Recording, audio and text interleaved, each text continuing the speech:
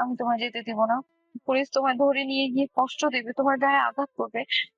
না না, আমি কোথাও যেতে দেব না তোমাকে। তুমি যাবে না ওনাদের সঙ্গে। অফিসার সোহাকে শান্ত রাখার জন্য বললেন, আপনার হাজবেন্ডের গায়ে কোনো প্রকার আঘাত করা হবে না, আপনি নিশ্চিন্তে থাকুন। শ্রবণের বিরুদ্ধে মামলা হয়েছে। হ্যাঁ, সেজন্যই তো ওনাকে নিয়ে যেতে হবে। মামলা না করলে এত ঝামেলা করতে হতো না। কি করেছে? কোমায় চলে যাওয়া রুবেলের বউ আর মা। আমাকে 5 মিনিট সময় দিন, আমি আসছি। দ্রুত আসবেন। শ্রবণ মাথা নাড়ল। অফিসার দুজন আর শামীম রেজা চৌধুরী কেবিন থেকে বেরিয়ে গেলেন। শ্রবণ সোহার চুলে হাত বুলিয়ে বলল, একদম টেনশন করবি না, আমি এই বিকেলের মধ্যে চলে আসবো, কিচ্ছু হবে না আমার। সোহা হাত তুলে শ্রবণের গালে হাত রেখে ধরা গলায় বলল। পুলিশ যদি তোমার মারে?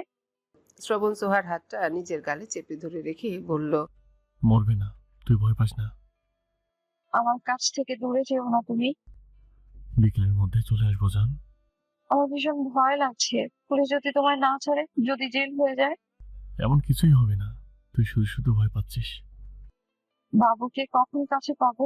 বাবু আমার কাছে নেই। আমার আবার তোমাকেও নিয়ে যাবে। সবকিছু ঠিকঠাক থাকলে বাবুকে আগামীকাল আইসিইউ থেকে কেবিনে শিফট করা হবে।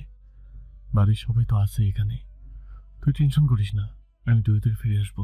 সোহা শ্রবণের হাত ছাড়তে চাইল না, তবুও শ্রবণ হাত ছাড়িয়ে কেবিন থেকে বেরিয়ে এলো সোহাকে আদর করে। কারোর সঙ্গে তেমন কথা বলল না, শুধু দাদা ভাই স্পর্শ আর সিয়ামের দিকে তাকিয়ে বলল, বাবু আর সদিকে খেয়াল রেখো, আমি ফিরে না আসা পর্যন্ত।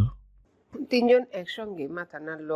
শ্রবণ অফিসারের সঙ্গে এগুলো লিফটের দিকে। শামীম রেজা চৌধুরী ছেলের পাশে হাঁটতে হাঁটতে বললেন, তুমি কোনো টেনশন করো না, আমি খুব শীঘ্রই এসব ঝামেলা থেকে তোমাকে বের করে নিয়ে আসবো। শ্রবণ বাবার মুখের দিকে তাকালো শান্ত চোখে। আজ সোহাকে রিলিজ করে দিয়েছে হসপিটাল থেকে। শ্রবণকে যে সেদিনই নির্দোষ প্রমাণিত করে ছাড়িয়ে এনেছিলেন শামীম রেজা চৌধুরী। ছেলেকে নির্দোষ প্রমাণ করার জন্য যত যা করতে হয়েছে, বলতে হয়েছে, সব করেছেন শামীম রেজা চৌধুরী। শামীম রেজা চৌধুরী নাতিকে কোলে নিয়ে কেবিন থেকে বের হলেন। সিয়ামার স্পর্শ ব্যাগপত্র নিয়ে বের হলো। শ্রবণ সোহাকে ধরে বের হলো। আস্তে আস্তে ব্যথায় কুঁকড়ে যাচ্ছে সোহা। হাঁটতে ভীষণ কষ্ট হচ্ছে। সামনে তাকিয়ে দেখতে পেল বাড়ির সবাইকে। নিচে নেমে আসতে সোহাকে নিয়ে গাড়িতে উঠে বসলো শ্রবণ। সোহার অপর পাশে বসলো সিয়াম। বাবুকে কোলে নিয়ে ফ্রন্ট সিটে বসলেন শামীম রেজা চৌধুরী। ড্রাইভার গাড়ি স্টার্ট দিয়ে ছুটলো গন্তব্যের উদ্দেশ্যে। সোহা শ্রবণের কাঁধে মাথা রেখে চোখ বন্ধ করে বসে রইল। কি যে ভয় পেয়েছিল সেই 2টা দিনে, ভাবলে এখনো অন্তর কেঁপে ওঠে। শক্ত করে ধরলো শ্রবণের হাতটা। শ্রবণ সোহার মুখের দিকে দেখার চেষ্টা করে মৃদুস্বরে বলল। কি হয়েছে? সোহা চোখ মেলে শ্রবণের চোখের দিকে তাকালো, মৃদুস্বরে বলল, কিছু না। আমি আর কোনোদিনও তোমার কথার অবাধ্য হব না। শ্রবণ সোহার গালে হাত বুলিয়ে আদর করে বলল, ভুলটা আমারই ছিল, আমার ভুলের কারণে তুই আর বাবু এত কষ্ট পেয়েছিস। সোহা কথা না বলে চোখ বন্ধ করে নিল। আবার শামীম রেজা চৌধুরী ঘাড় ঘুরিয়ে নাতির মুখের দিকে তাকালেন। ছেলের কথা শুনে পেছনে তাকিয়েছিলেন। দাদা হওয়ার অনুভূতি দারুণ। বিশাল এক বাড়ির সামনে এসে গাড়ি থামলো। শ্রবণ গাড়ির ভিতর থেকে বেরিয়ে সোহাকে ধরে বের করলো। গাড়ি থেকে নেমে আশেপাশে নজর বুলিয়ে অবাক হলো সোহা। বিস্মিত হয়ে শ্রবণের মুখের দিকে তাকিয়ে বলল, এটা কার বাড়ি? কোথায় নিয়ে এলে আমাদের? এটা আমাদের বাড়ি। আমাদের বাড়ি? এটা আমাদের বাড়ি কি করে? বাড়িটা আমি নিজের জন্য বানিয়েছিলাম, কিন্তু হুট করে তুই এলি আমার জীবনে। তারপর এলো আমাদের দুজনের সন্তান, তাই বাড়িটা আমার থেকে আমাদের হয়ে গেছে। এত বড় বাড়ি? ভেতরে চল।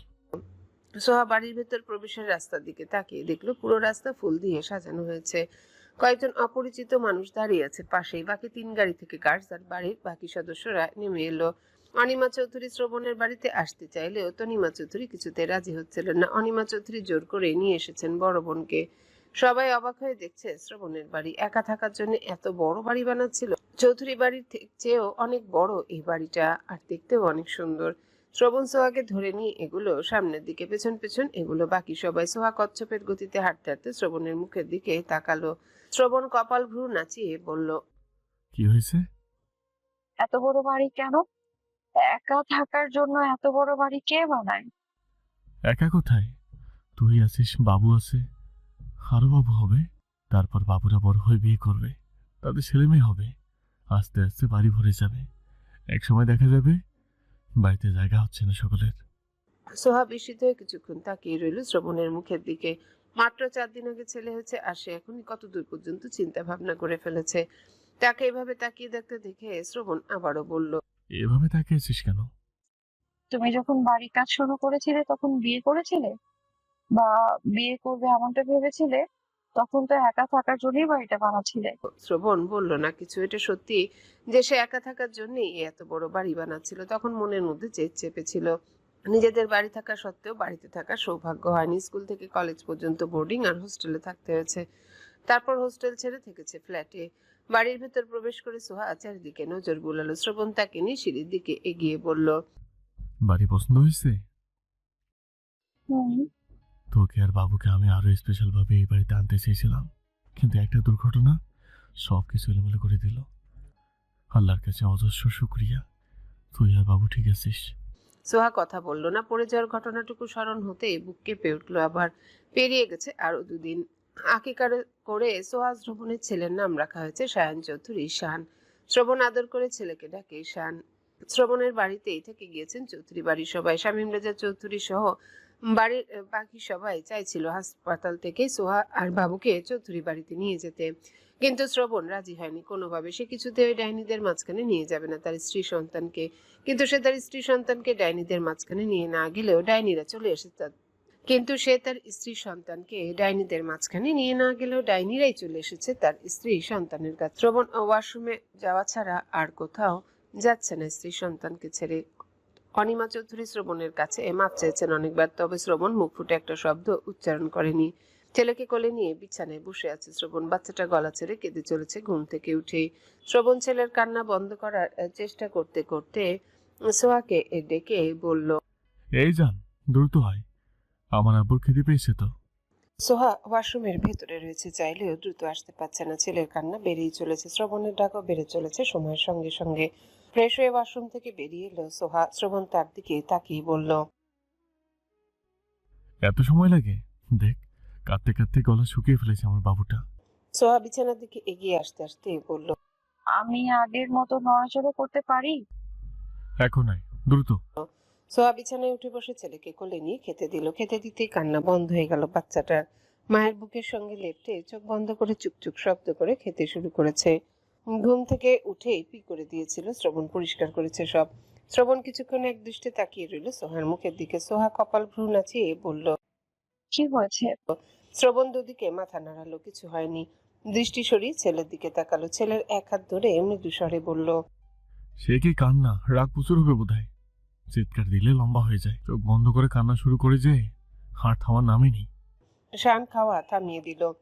কিছু মুহূর্ত অতিবাহিত হতেই আবারও খেতে শুরু করলো চুপচুপ করে। শ্রবণ অবাক হয়ে বলল, খাওয়া থামিয়ে কথা শুনলো নাকি কথা শুনে খাওয়া থামিয়েছিল? কথা শুনেই খাওয়া থামিয়েছিল। ওর নামে কি বলছে সেটাই শুনছিল বোধ হয়।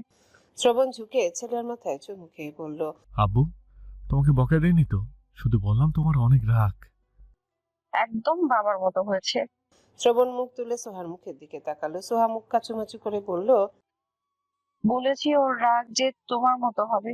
দেখো, দেখতেও তোমার মতোই হয়েছে। ছেলে যখন আমার, তখন দেখতে শুনতে অবশ্যই আমার মতোই হবে। তোমার মতো কেন হবে? ওকে তো জন্ম দিয়েছি আমি, তাহলে আমার মতো হওয়া উচিত ছিল না? ছেলে আমার মতো হয়েছে, মেয়ে হলে তোমার মতো হবে। আর যদি মেয়ে না হয়, আবার ছেলে হয়, তাহলে আমার মতোই হবে। আরো? কেন? আর না, মাত্র তো একজনই হলো, ওর ভাই বোন লাগবে না? অন্তত একটা ভাই আর একটা বোন তো লাগবেই, না হলে ও খেলবে কার সঙ্গে? এত দূর চিন্তা ভাবনা করে ফেলেছো? ওর এখনো নার পড়েনি আর তুমি ওর ভাই বোন খেলা পর্যন্ত চলে গেছো? শ্রবণ কিছু না বলে হাঁটুতে ভর করে সোহার মুখ 2 হাতে আগলে ধরে সারা মুখে চুমু খেলো। বিছানা ছেড়ে নেমে বলল, শানকে ঘুম পাড়িয়ে তুই শুয়ে পড়, আমি ছোট রানীকে পাঠিয়ে দিচ্ছি। তুমি কোথায় যাবে? দাদা ভাইয়ের কাছ থেকে আসছি, একটু পরেই। আচ্ছা। শ্রবণ বেরিয়ে গেল রুম থেকে। সোহা তাকিয়ে রইল দরজার দিকে। শ্রবণের মুখ থেকে এমন মিষ্টি মিষ্টি কথা শুনতে ভীষণ ভালো লাগে সোহার। শ্রবণের কথা বলার ধরন পুরোপুরি বদলে গেছে। এই শ্রবণকেই তো সোহা চেয়েছে বারবার। আল্লাহর কাছে হাজারো শুকরিয়া। ছেলের দিকে তাকিয়ে দেখে খেতে খেতে তার চোখ বন্ধ ছেলের দিকে তাকিয়ে দেখে খেতে খেতে চোখ বন্ধ করে নিয়েছে। ঘুমিয়েও গেছে, প্রায় পুরোপুরি ঘুমিয়ে পড়তে ছেলেকে আলগোছে শুয়ে দিয়ে নিজেও শুয়ে পড়লো গায়ের উপর ব্ল্যাঙ্কেট টেনে। অনিমা চৌধুরী রুমে এসে দেখলেন সোহা চোখ বন্ধ করে শুয়ে আছে। বিছানায় উঠে বসে বললেন, সুহা, ঘুমিয়েছিস? সোহা চোখ মেলে তাকালো, বলল, না, কিছু বলবে?